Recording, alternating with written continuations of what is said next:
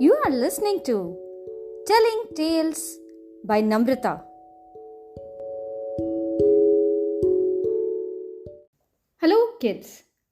In the last episode, we heard how entire Ayodhya was gloomy because of Ram's departure to forest.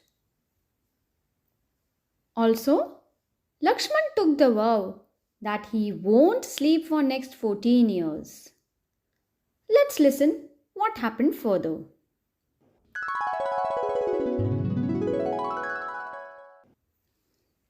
Back in Ayodhya, Dashrath was sad. For days he cried and he didn't eat anything and kept thinking how foolish he was to send Ram to forest, whom he loved more than his life.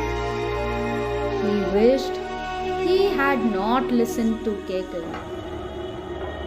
Slowly he died from the pain of separation. When he died, none of his sons were present in Ayodhya. Messengers were sent to call Bharat and Shatrughan back from their maternal side from the kingdom of Kekeya. Messengers were instructed not to reveal to them about Ram's exile and Dashrath's death. But Bharat understood that something was not right as he was asked to return urgently. It took them 8 days to reach Ayodhya. But this wasn't Ayodhya, creepily silent. Bharat asked chariot driver, "Oh brother, where are we?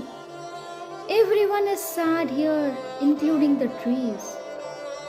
Why does it look like a ghost town?" "This isn't our Ayodhya," said Bharat with a frown. When they reached the palace, Bharat did not find the king anywhere. So he rushed to his mother's palace. "Why is everyone sad here?" asked Bharat with lots of fear. "This is not Ayodhya, that I know. I want blessings from my father. Where should I go?" "Your father is dead." Without any sorrow, Kekai said. Bharat was shocked.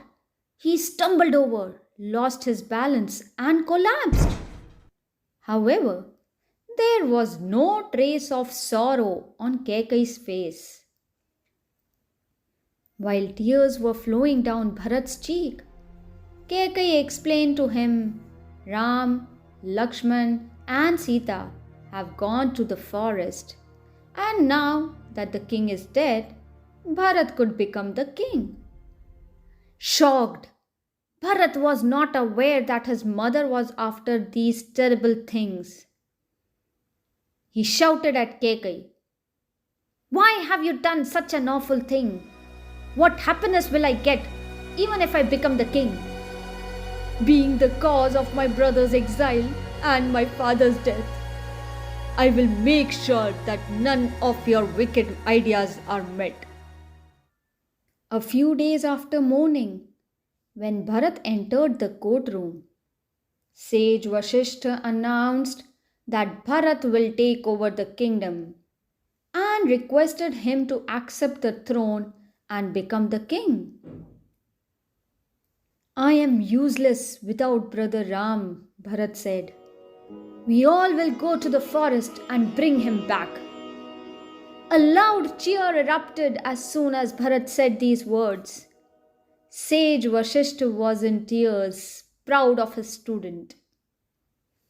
Soon, Bharat's army started marching towards the forest. In the meantime, Ram and Sita were sitting quietly in their beautiful hut made by Lakshman. Soon, their peace was interrupted with loud noises. Lakshman ran to Ram worriedly and said, "A huge army is approaching, led by our brother Bharat." The minute he reached, Bharat ran inside the hut and fell at Ram's feet. Ram picked up his brother and hugged him. Ram's first question to Bharat was, "How is our father?" "Father died as a man, remembering you," said Bharat, who was ashamed and didn't know what to do. "I am sorry, as all this happened because of me. Now please come back to Ayodhya, as that is what we all want to see."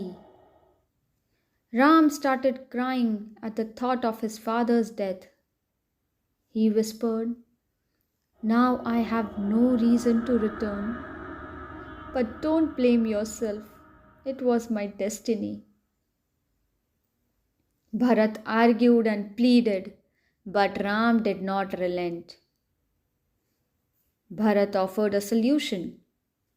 "I will keep your footwear on the throne until you come back home.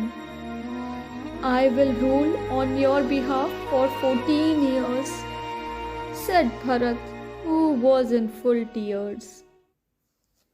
Ram accepted the proposal and gave his footwear or paduka to Bharat. Ram promised him that he would surely come back. He hugged all his brothers and patted their backs. Bharat held Ram's footwear on his head and began his journey back to Ayodhya.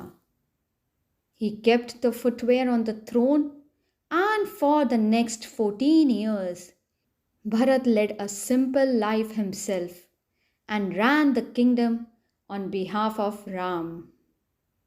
Ram continued to live peacefully in forest along with Sita and Lakshman for more than a decade until they reached Panchvati. To know more what happened in Panchvati, stay tuned.